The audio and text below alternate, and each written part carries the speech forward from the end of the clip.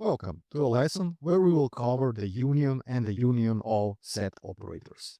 And for the simplicity of this lesson, we're going to create two simple tables and insert some values to it. My first table is going to be store1, so let's create it. And the second one, store2. And into those tables, we're going to insert 3 rows per table, right? And let's commit that, and let's check the state of those tables, right?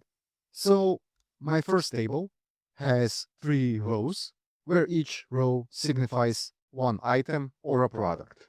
So let's pin those results over here, and let's fetch the content of the second table, and pin this also. So first, we are going to do a union between those two tables. And remember that our individual queries could be more complex than this.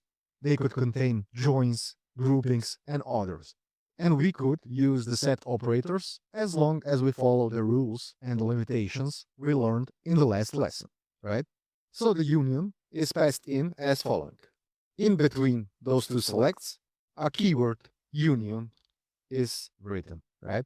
So when I execute this query, we're gonna get 5 rows, although in each of those tables, we had 3 rows. As in, if we check the results of our first table, there is a record with the item ID of 2 and item name computer. And also, we have in the second table also a row with product ID 2 and the product name computer.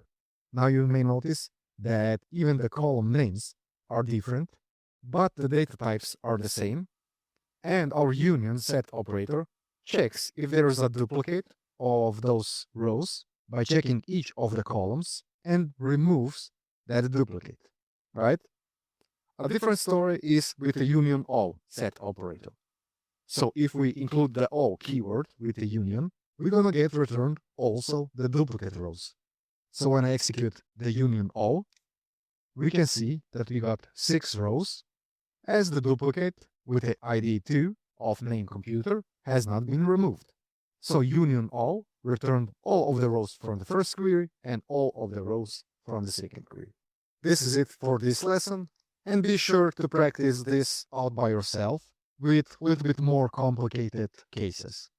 Of course, in the resource file, you can find shown example and test it out by yourself. See you in the next one.